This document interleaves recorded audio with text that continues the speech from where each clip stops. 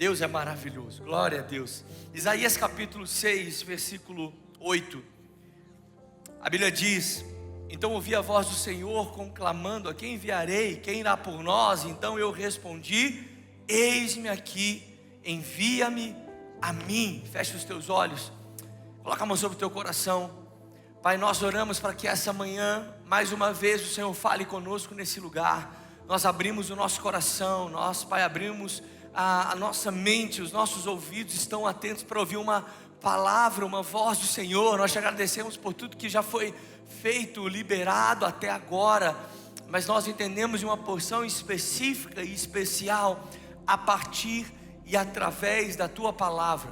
Pai, nós deixamos lá fora as nossas preocupações, deixamos lá fora, Deus, os nossos medos, as nossas ansiedades, e nós focamos agora no Senhor. Pai, que saiamos desse lugar transformados, renovados, direcionados pelo Senhor, para a glória do teu nome, em nome de Jesus. Só quem crê, diga amém aonde você está.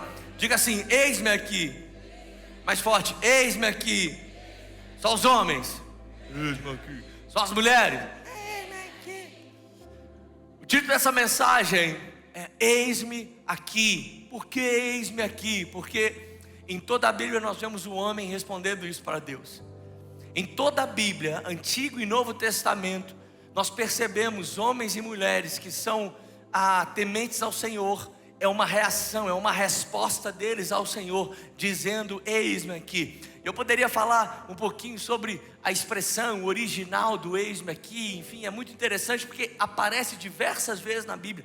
Mas o resumo dessa expressão é simplesmente uma resposta àqueles que têm disposição diante e em relação a tudo que o Senhor propõe a eles. Então nós percebemos homens na Bíblia, Abraão, Jacó, Moisés, Isaías, Samuel, pessoas que disseram: Senhor, eis-me aqui. E o interessante é pensar que em alguns momentos, alguns homens disseram eis-me aqui. Em outros momentos na Bíblia, alguns homens não relatam o tempo e o momento que ele falou assim: eis-me aqui, Senhor, mas relata o momento que eles agiram em obediência a Deus.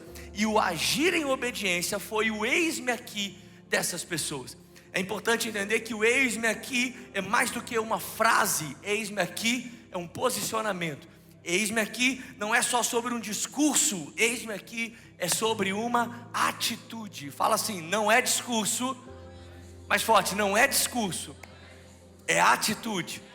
E quando eu falo eis-me aqui, eu falo e eu prego sobre a bênção de ser usado por Deus na nossa vida. Levanta a mão em nome de Jesus. Você entra numa estação onde você será usado como nunca você antes foi. Nós cremos que essa é uma igreja que é usada cada vez mais por Senhor e que responde aos chamados de Deus, dizendo: Senhor, eis-nos aqui, nos envia, nos use, fale através de nós. E esse é o combustível do cristão, irmão, é ser usado por Deus, em nome de Jesus. Pode aplaudir a Ele no teu lugar.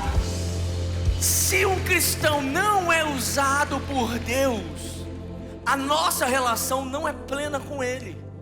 Se a nossa relação é só preciso, busco, recebo, volto para a minha vida, eu me esvazio.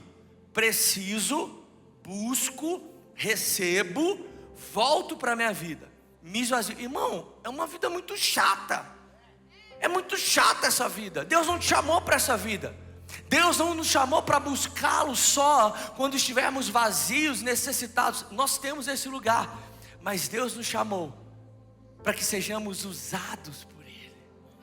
Irmão, é maravilhoso você ter isso nos lábios. Senhor, eis-me aqui.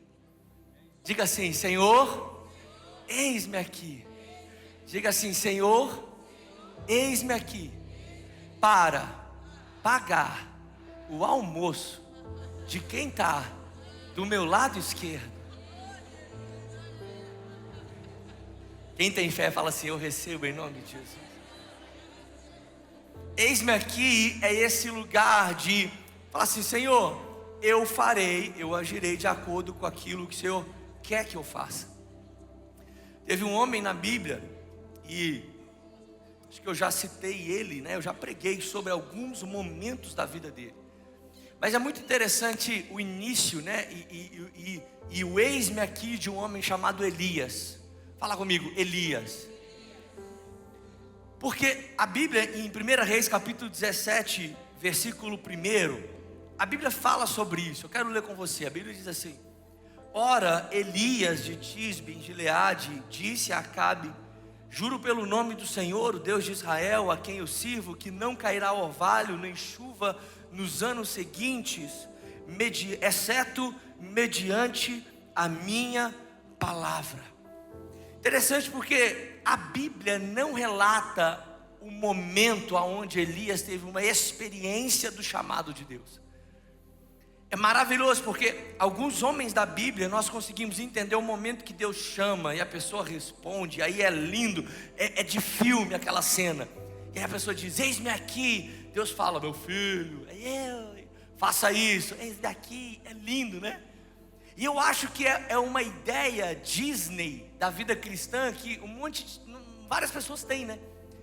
Por exemplo, muitas pessoas às vezes perguntam assim: pastor, quando que você descobriu que você era pastor? Porque a expectativa das pessoas é que tem um dia que eu estava em algum lugar e aconteceu alguma coisa, e aí Deus usou alguém, ou um anjo apareceu, ou eu fiquei arrepiado, eu caí, aí foi um marco. Só que nem sempre é assim. Na maioria das vezes isso não acontece. Na maioria das vezes, aquilo que o Senhor quer de nós vai nascendo gradativamente na nossa caminhada. Eu falo isso, o meu chamado pastoral, se você me falar assim: pastor, qual o dia que você entendeu que você era pastor? Não sei. Só sei que eu fui vivendo, eu fui indo, quando eu vi, aleluia, estou aqui. Tem coisa na nossa vida que é assim, não tem um marco. E a Bíblia diz que Elias, ou a Bíblia não revela um marco desse cara. A Bíblia só diz que Elias era um cara normal, de uma cidade desconhecida, um cara que não tinha patente ou talvez uma representatividade reconhecida já na história.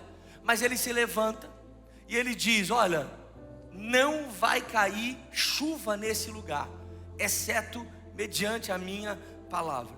É importante entender que Elias está vivendo aqui em um momento, em um reinado do rei Acabe, talvez um dos piores, se não o pior rei que aquela realidade já tinha conhecido. E ele, para piorar, era casado com uma mulher chamada Jezabel. Fala assim: misericórdia. E a Bíblia diz que esse casal abençoado, endemoniado, volta a pregação, eles perseguiam os cristãos.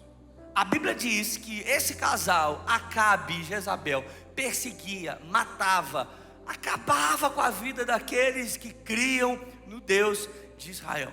E a Bíblia diz que então é nesse lugar que Elias, ele se levanta. A Bíblia diz que Elias simplesmente fala assim: olha, juro pelo nome do Senhor, o Deus de Israel, que não cairá orvalho nem chuva nos anos seguintes, mediante a minha palavra. Elias, ele foi uma resposta para aquela incredulidade. Elias se levanta em meio de uma geração, no meio de um ambiente totalmente deturpado sobre quem era o verdadeiro Deus. Nós estamos falando aqui de um povo, de um rei, de um reinado, onde eles tinham como Deus um Deus chamado Baal, onde eles acreditavam que era o Deus do clima também, algumas coisas, o Deus da prosperidade, o Deus do clima. Então Elias, quando ele se levanta falando sobre chuva, ele está confrontando, ele está enfrentando esse Deus, né, que era o Deus que mandava a chuva. Por quê? Só você pensar comigo, numa sociedade 100% agrícola, o Deus que controlava o tempo, controlava a prosperidade. Uma sociedade agrícola, onde depende das estações do ano, sol, chuva, para tudo fluir bonitinho, o Deus que cuidava do tempo, era o Deus que de fato mandava a prosperidade. Então, Elias está se levantando nesse ambiente, nesse lugar. Olha, não vai chover mais aqui, exceto a palavra de Deus. Irmão, e o que vale a pena levar em conta é a coragem desse cara desconhecido para mudar aquilo que todos conheciam.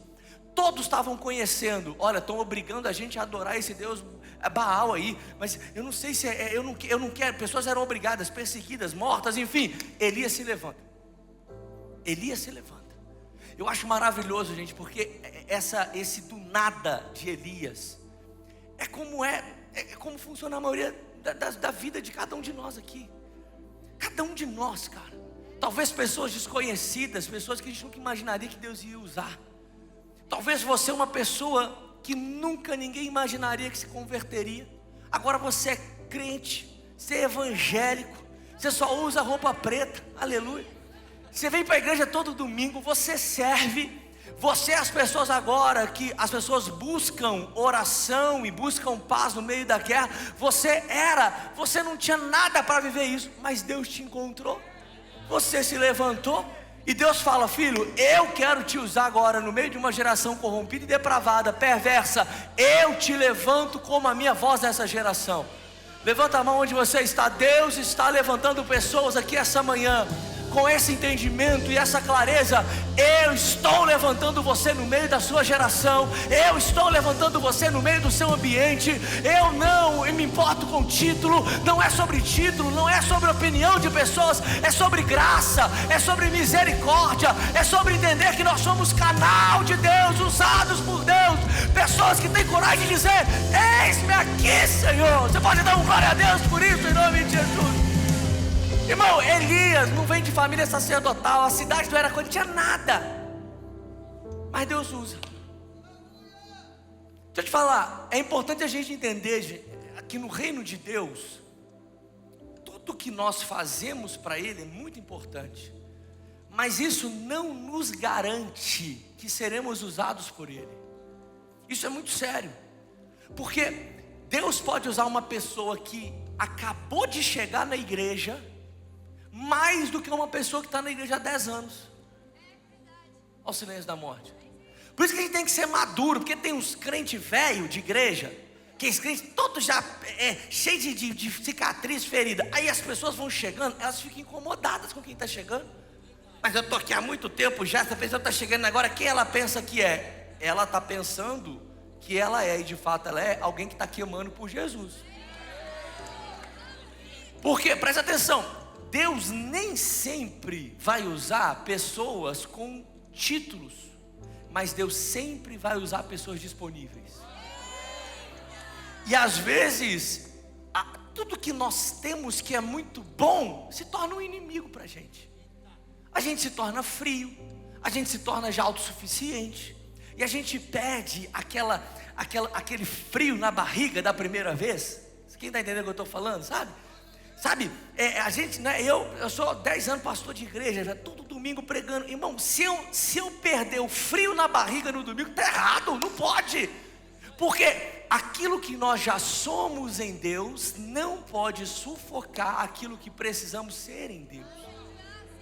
A Bíblia diz que Elias era esse cara que se levantou, cara. Ele se levantou para falar assim: nós vamos mudar essa realidade aqui, eu não quero que continue assim. Uma pessoa que a Bíblia não fala sobre muitas patentes para isso, ou até muita preparação, mas com certeza Deus encontrou uma pessoa corajosa e disponível. Fala assim comigo: coragem, mais forte, coragem, disponibilidade.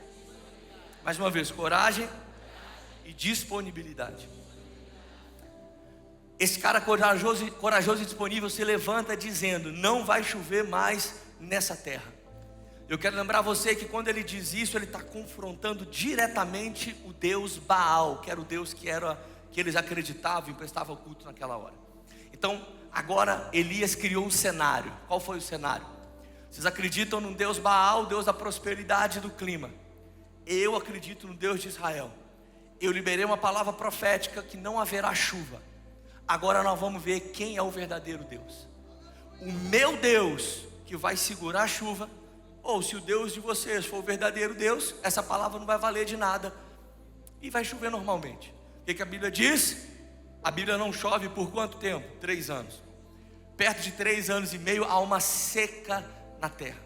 Só que interessante é que quando Elias, ele se levanta com essa palavra e essa atitude de falar, não vai chover na terra, né, por 3 anos, é o eis-me aqui. Logo após esse eis-me aqui de Elias, a Bíblia diz, em 1 Reis capítulo 17, no versículo 2, que depois disso, a palavra do Senhor veio a Elias. Presta atenção, Elias se levanta, Elias diz, eis-me aqui. Ele toma uma atitude como alguém que diz, eu estou à sua disposição. Mas logo depois dele dizer isso, a Bíblia diz no versículo 2: depois disso a palavra do Senhor veio a Elias e disse: saia daqui, vá para o leste, se esconda perto do riacho de Querite, a leste do Jordão. Lá você vai beber do riacho, e eu já dei ordem aos pássaros para alimentarem você lá. Olha que interessante, irmão. A Bíblia diz: eis-me aqui. Só que logo após isso, Deus pega e fala assim: Elias, mozão, profeta, agora você vai se esconder. Você vai sair desse lugar e você vai se esconder. E gente, isso é no mínimo contraditório quando nós pensamos sobre ser usados por Deus. Quando nós falamos sobre uma atitude de dizer: eis-me aqui, Deus, nós pensamos e automaticamente ligamos isso a uma aparência, não, a uma exposição. Obrigado.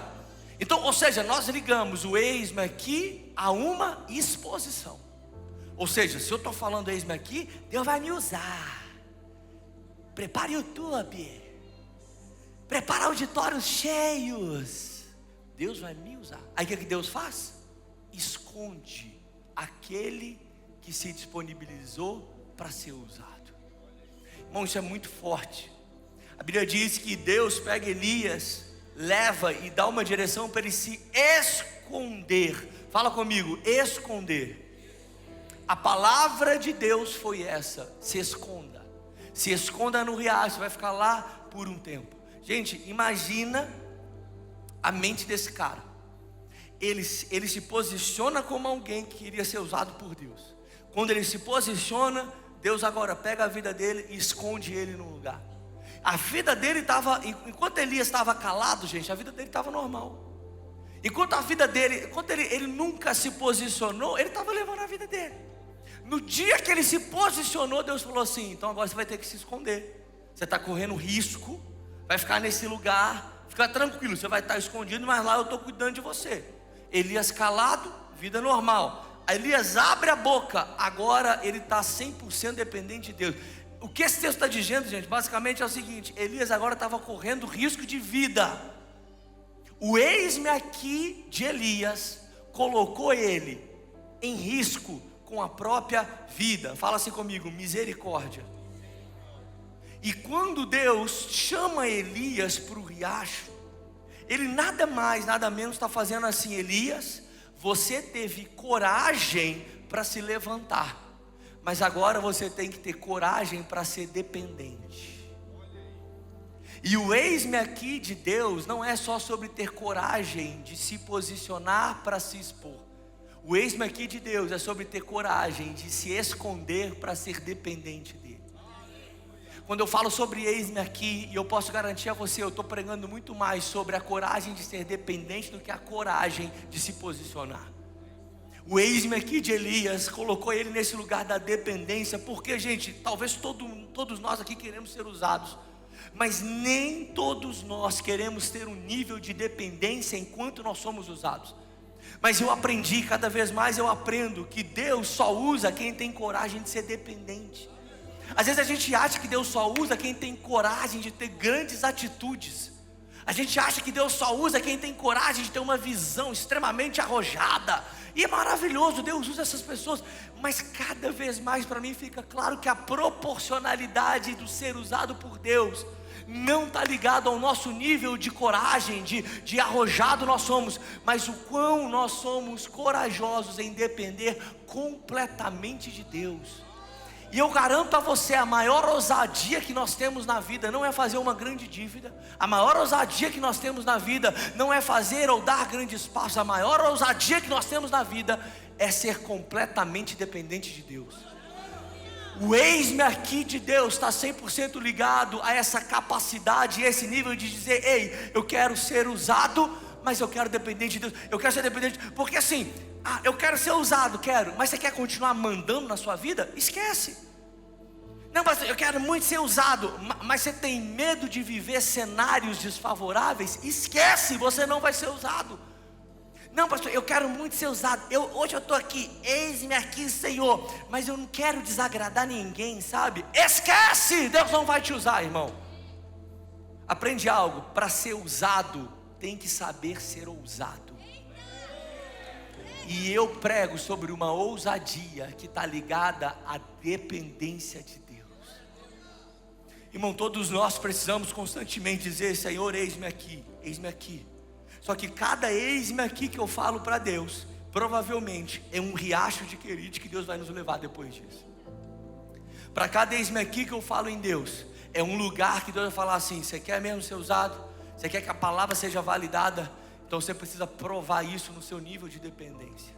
Irmão, é muito fácil o eis-me aqui, aonde o eis-me aqui nos coloca em uma exposição positiva. Aí a nossa motivação, ela tá até, talvez ela está até distorcida. Quando o eis-me aqui já nos leva a um lugar 100% positivo, tem até algo de errado. Porque biblicamente o eis-me aqui das pessoas trouxe muito mais cenários desfavoráveis do que positivos. Por exemplo, a Bíblia diz que Abraão disse: eis-me aqui. Aí Deus fala: então sai da sua terra sem saber para onde você vai. Sai da sua terra. Ei, não vou te falar para onde você vai. Noé, Deus achou benevolência.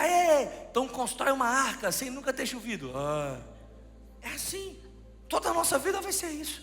Eis-me aqui. Aí quando a gente encara a realidade, a gente dá tempo de desistir 7 dias úteis, Senhor. Diga assim: eis-me aqui. Aprenda algo: quem quer ser usado tem que aprender a ser ousado. Ousado na coragem, ousado na sabedoria, ousado em ser arrojado. Receba isso em nome de Jesus, porque Deus vai usar a nossa coragem, a nossa ousadia. Deus vai usar tudo isso, mas nós temos que ser ousados em falar assim: eu vou para um lugar que eu só dependo de Deus. Diga isso mais uma vez se você tem coragem. Diga assim: eis-me aqui. A Bíblia diz que a chuva então não vem por 3 anos. Na verdade 3 anos, quase 3 anos e meio. Fala comigo, 3 anos. Elias abre a boca, não vai chover, de fato não chove. Ou seja, aquilo já era uma prova de Deus para aquele povo, que Elias falava em nome do Deus que era o verdadeiro Deus. A Bíblia diz então que depois de um certo tempo, 3 anos, 1 Reis capítulo 18, versículo 1, chega um momento de acabar com aquela seca. Já haviam se passado algum tempo, Elias já tinha vivido algumas coisas. Então Deus define: agora é hora de mandar a chuva. Os últimos 3 anos foram de seca, agora é hora de mandar a chuva. E lá no capítulo 18, versículo 1, a Bíblia diz: depois de um longo tempo, no 3º ano da seca, a palavra do Senhor então veio a Elias e disse: Elias, vá se apresentar a Acabe, pois agora enviarei a chuva sobre a terra. Presta atenção. Deus chama Elias para acabar com aquela estação. O povo já tinha visto que o Deus de Elias era o Deus de Israel, era o Deus verdadeiro. Mas Elias estava agora numa posição. Deus queria acabar de uma vez por todas com aquela oscilação de fé das pessoas. Então ele chama Elias para que Elias possa acabar com aquilo. E o acabar com isso seria através de um desafio. Elias vai até Acabe e fala assim: Acabe, eu tenho um desafio para você. Nós vamos subir no Monte Carmelo. Eu vou subir, soba você, os seus profetas. Nós vamos fazer colocar umas lenhas assim em cima, e nós vamos clamar por fogo.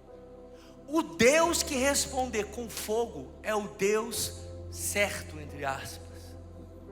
A Bíblia diz que então Acabe fala assim: está fechado, vamos embora. E a Bíblia diz que vai Acabe, centenas, os profetas de Baal, para o Monte Carmelo. E vai Elias. Monte Carmelo é um lugar maravilhoso, gente. E vai ter a viagem da Barra Funda para Israel, em nome de Jesus. Nós vamos com 100 pessoas para Israel, amém, eu já falei. Vamos trazer areia, pedra para a gente vender aqui, vai ser ótimo. Eu já fui lá em Israel 2 vezes, irmão. Você está no Monte Carmelo, cara, é doideira. Você fala assim: gente, onde será que Elias estava? Será que ele estava aqui? Aí você fica pensando assim, cara, eu fico imaginando aquela cena, todo mundo em volta da lenha lá, da fogueira. Aí vai os profetas de Baal, e o dia todo, nada acontece. E vai e chora, esperneia, nada acontece. Aí a Bíblia diz que chega a hora de Elias, e a gente já sabe o que aconteceu, né? Você pode dar um glória a Deus já adiantado por isso? A Bíblia diz que Elias ora, E quando Elias ora, imediatamente Deus envia fogo e queima aquela lenha. A Bíblia diz que 1 Reis capítulo 18, versículo 39, quando o povo viu isso, todos caíram prostrados e gritaram: o Senhor é Deus, o Senhor é Deus. Baal foi envergonhado, o povo se volta para Deus. Então Elias é como se ele tivesse assim: olha, eu acho que eu cumpri a minha missão. Eu me levantei, 3 anos de seca, o povo acordou, viu que esse Deus não tinha poder sobre o clima. Nós estamos agora nesse monte, nós acabamos de fazer um desafio palpável, visível na frente deles. Eles oraram, eles pediram, esse Baal não mandou fogo, eu orei, e na hora Deus manda fogo. Eu imagino Elias dizendo assim: glória a Deus. Só que tem um problema. A Bíblia diz em 1 Reis 18, 41 até 45, que Elias diz para Acabe: agora se prepare, porque vem chuva. E ele não só fala isso, ele diz assim: vai comer, vai beber, pois eu já ouço barulho de chuva pesada. Gente, eu acho isso louco, sabe por quê? Porque Elias já tinha provado quem era o verdadeiro Deus. As pessoas já criam, as pessoas já tinham visto o milagre, as pessoas já tinham visto ali aquilo acontecer. Mas Elias, no meio da empolgação das pessoas, vendo o fogo no altar, ele fala assim: vocês acharam bom? Mas tem mais, tem chuva. O fogo foi maravilhoso, mas existe uma promessa de chuva. Gente, isso mexe tanto comigo, porque a experiência de fogo dos céus queimando o altar já era algo necessário e talvez suficiente para deixar claro quem era o Deus de Israel. Só que a Bíblia diz que Elias, ele não abre mão de viver a promessa que Deus tinha dado, que seria de chuva. Pastor, o que você quer dizer com isso? Eu quero dizer que a promessa que Elias estava debaixo não era de fogo, a promessa era de chuva. Fogo era um milagre, fogo era o sobrenatural, fogo fez parte, mas a promessa era de chuva. Pastor, o que você quer dizer com isso? Eu quero dizer que o fogo foi uma promessa, foi uma experiência no caminho da promessa. E muitos de nós paramos quando nós temos uma experiência com Deus, mesmo antes de viver as promessas de Deus. Por que a nossa vida e a nossa vida espiritual, ela às vezes fica parada no tempo? Porque nós paramos numa experiência com Deus.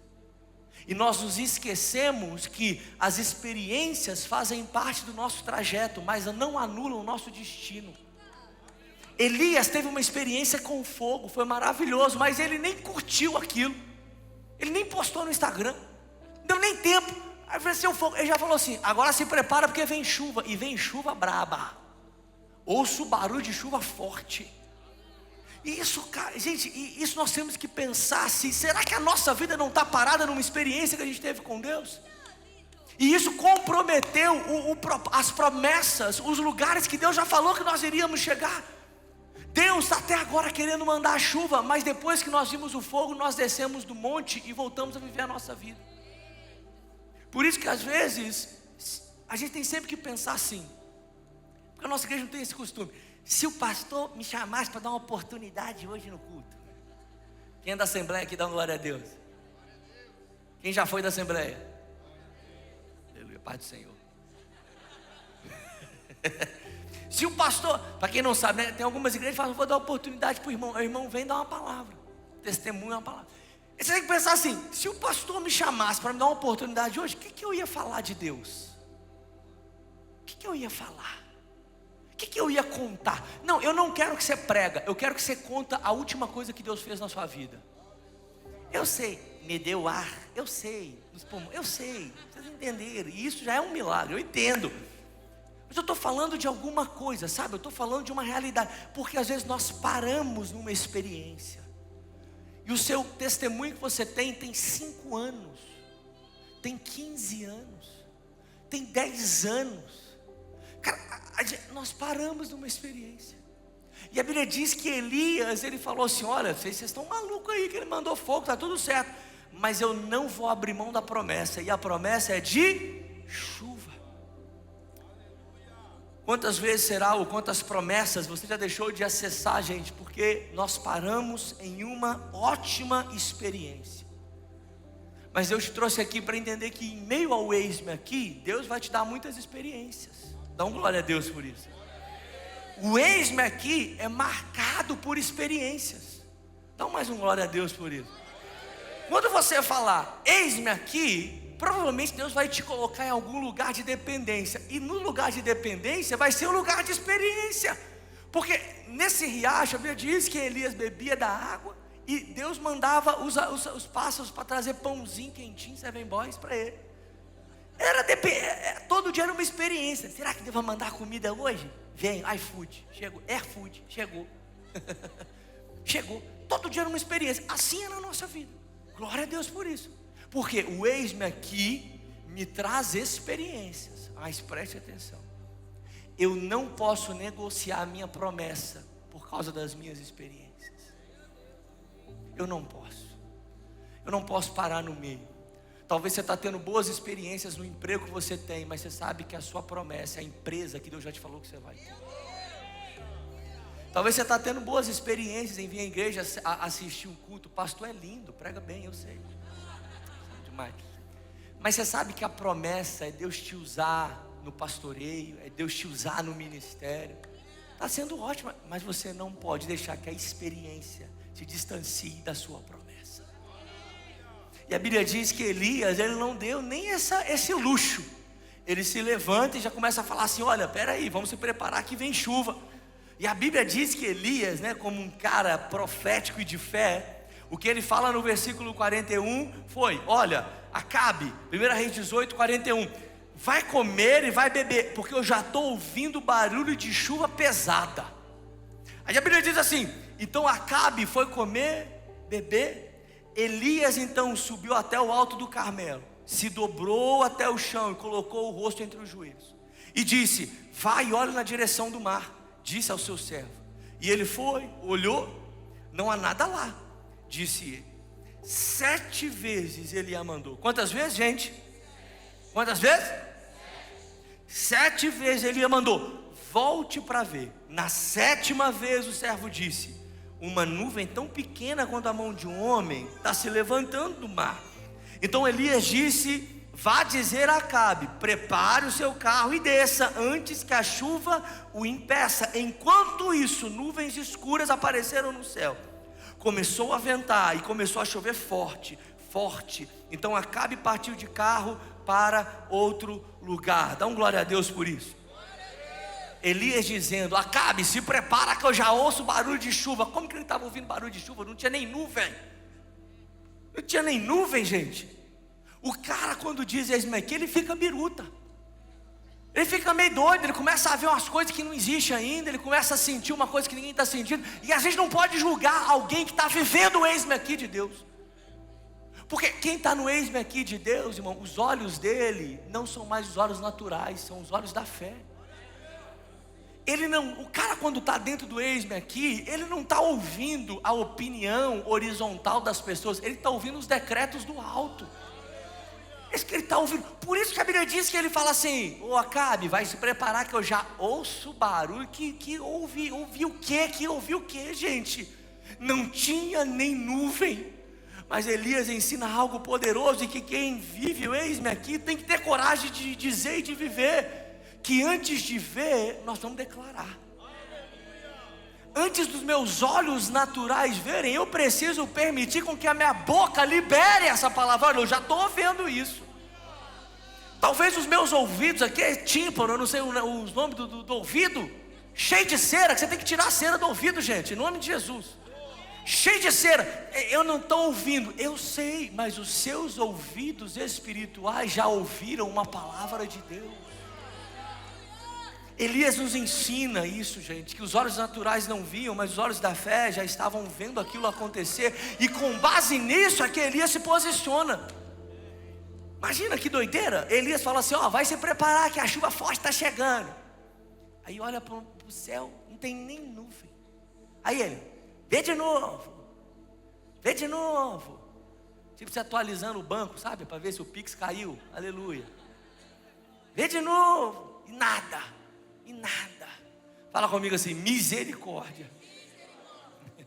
Mas Elias mantinha a posição, porque ele já tinha ouvido uma palavra do céu.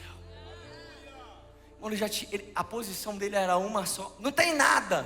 Tá bom, vê de novo. Eu não vou mudar a minha opinião. Não tem nada. Eu não vou mudar a opinião. Elias tinha ouvido o que ninguém ouviu, tinha visto o que ninguém tinha visto, estava vendo o que ninguém tinha visto, porque os olhos e ouvidos deles não estavam mais naturais. Ele levanta a tua mão, fecha os teus olhos, se prepare em nome de Jesus para ter esse nível de caminhada. Você caminhará a partir de hoje, não por aquilo que as pessoas veem, mas por aquilo que Deus já te mostrou, não por aquilo que as pessoas falam, mas por aquilo que você já ouviu de Deus. Não é sobre sentir algo, é sobre entender algo real. Podem te chamar de louco, de maluco, não interessa. Se Deus liberou uma palavra, o eis-me aqui faz você ficar nessa posição e dizer: Senhor, eu quero viver a tua palavra, eu quero viver a tua promessa, permanecerei firme até a sua promessa se cumprir na minha vida, em nome de Jesus, aleluia.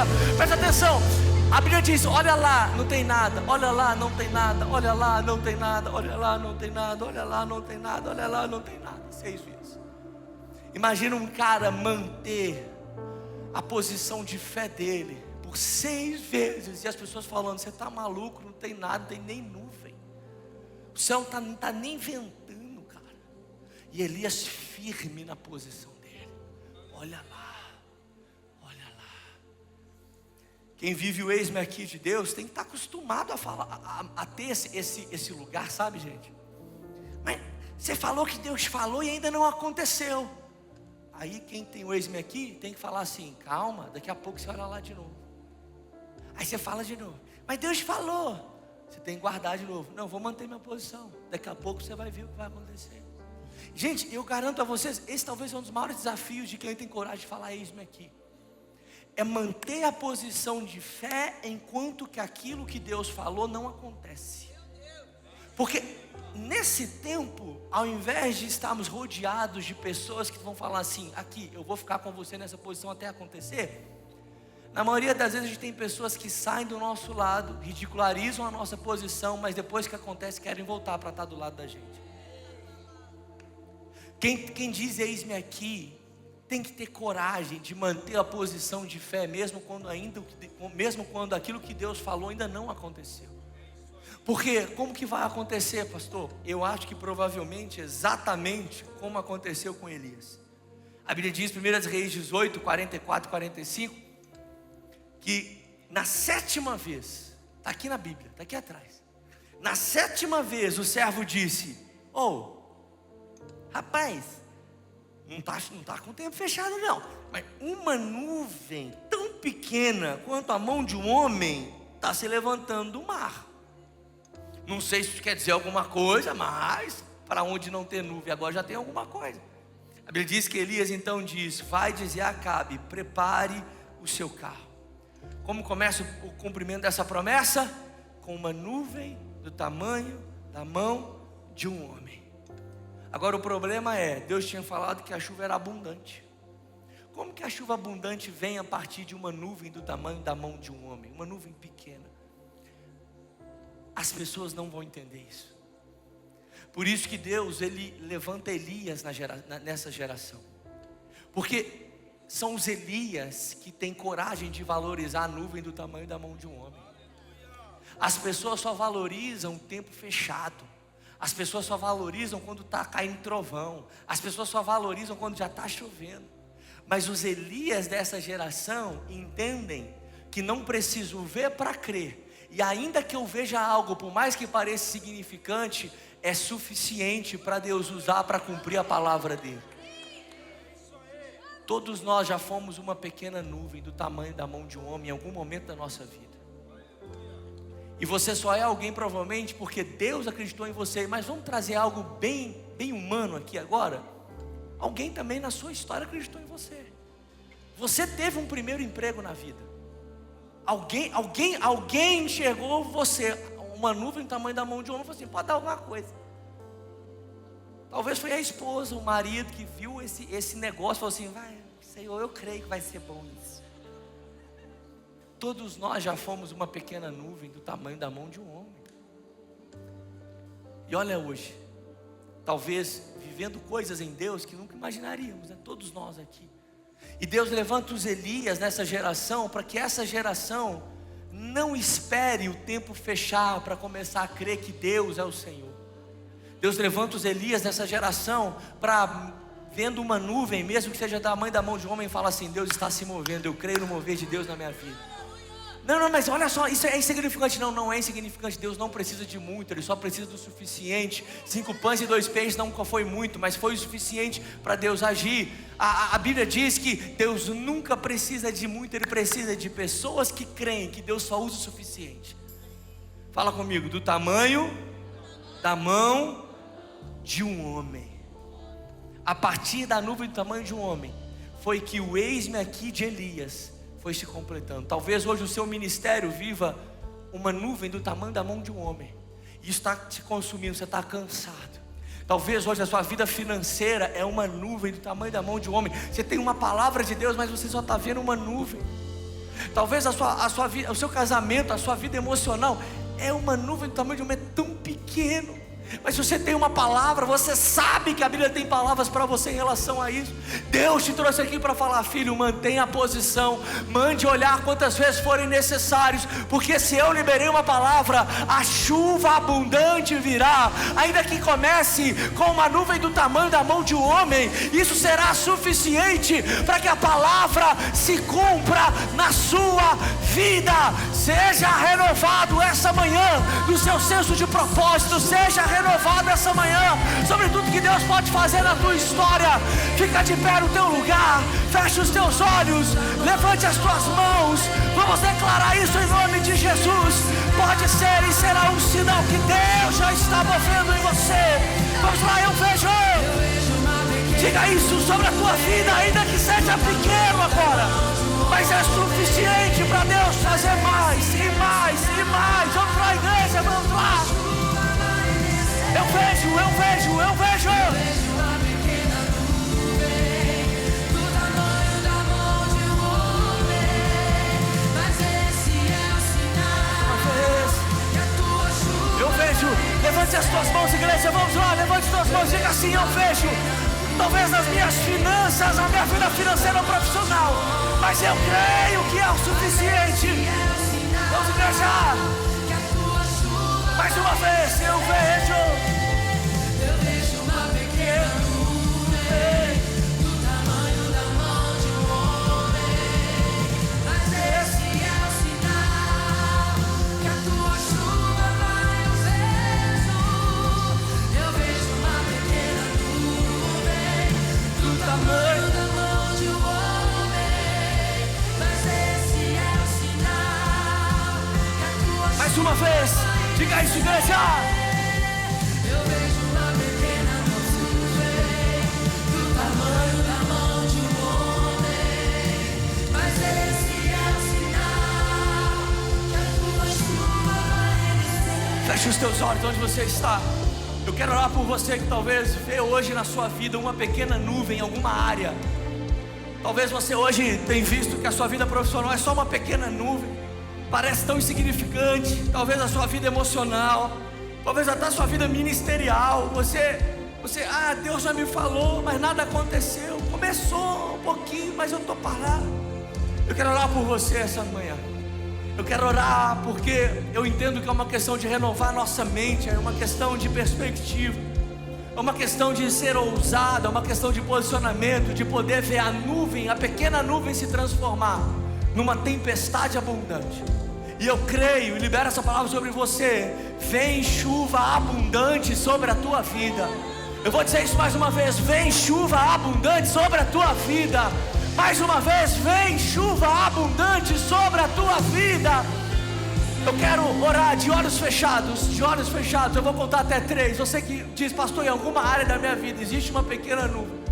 Não é um apelo, é uma oração de posicionamento em fé em Deus, Você vai levantar a tua mão daqui de cima, eu quero orar por você.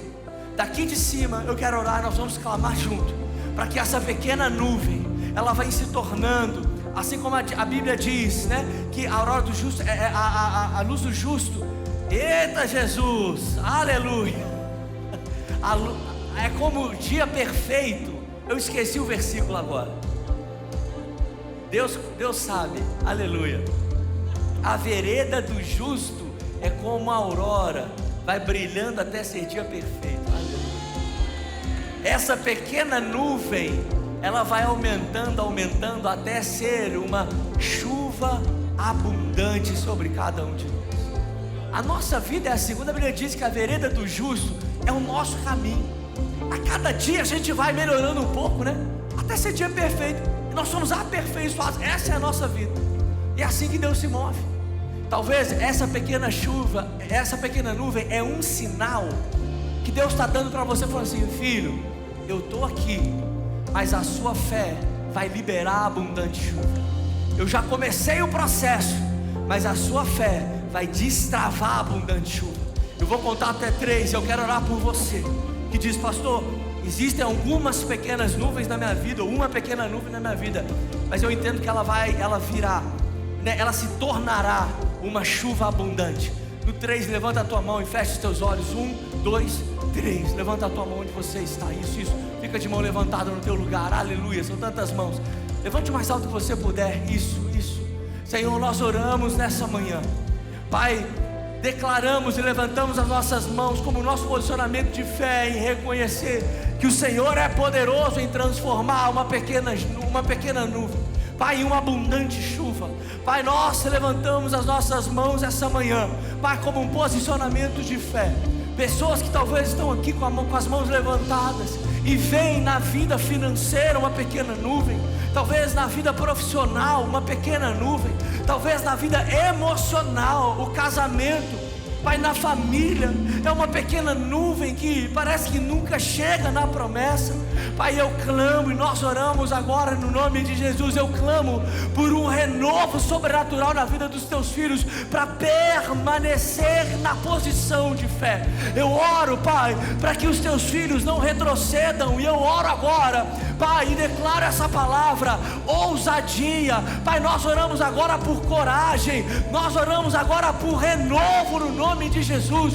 Pai, nós não somos daqueles que retrocedem e são destruídos, mas nós somos daqueles que avançam. Que os teus filhos possam viver essa palavra dia após dia, avançando, crescendo, esperando e desfrutando da tua abundante chuva em todas as áreas da nossa vida, em nome de Jesus.